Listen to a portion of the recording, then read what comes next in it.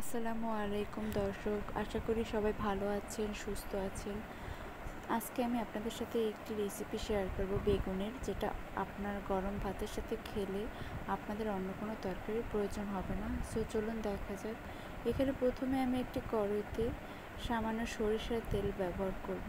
তারপরে চিংড়ি মাছ, পেঁয়াজ, হলুদ, মরিচ, লবণ এবং পানি দিয়ে এটাকে কষিয়ে নেব। পানি আগে দেওয়ার সুবিধা হচ্ছে আপনার বেগুনের যে স্বাদ এটা দ্বিগুণ বাড়িয়ে দেবে।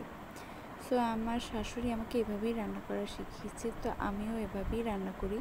পানিটা আগে দিয়ে দিই, তারপরে এটাকে ভেজে নিই। সো আমি এখন এই মশলাগুলোকে কষিয়ে ভালো করে তেল না ওঠা পর্যন্ত নাড়াচাড়া করে কষাবো। আমি আমার অন্য একটি চুলাতে আমি ভাতও বসিয়ে দিয়েছি।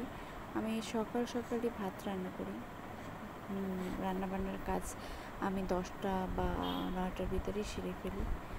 সো এই তো দেখছেন তেলটা উঠে গেছে। এখন আমি বেগুনগুলো দিয়ে দেব এটার সাথে, মশলাটার সাথে ভালো করে বেগুনটাকে মিশিয়ে এটাকে ঢেকে দিতে হবে। বেগুনটা অনেকক্ষণ পর্যন্ত আমি এভাবে নেড়েছি কড়াইয়ের উপরে রেখে। তারপরে আমি এটাকে একটা ঢাকনার সাহায্যে ঢেকে দেব। কষানো বেগুনটা মশলার সাথে কষানোর সুবিধা হচ্ছে আপনার এটা স্বাদ অনেক গুণই বাড়িয়ে দেবে বেগুনের। সো আমি এখন ঢেকে নিচ্ছি বেগুনটা। তারপরে আমি কিছুক্ষণ পর পরে চেক করে দেখেছি যে নিচে আবার লেগে গেছে কিনা। সো এটা কিন্তু লেগে গেলে আর ভালো লাগবে না, তাহলে একটা পুরা একটা গন্ধ বা স্বাদ চলে আসবে। তো আপনাকে বারবারই চেক করতে হবে যে বেগুনটা যাতে নিচে না লেগে যায়।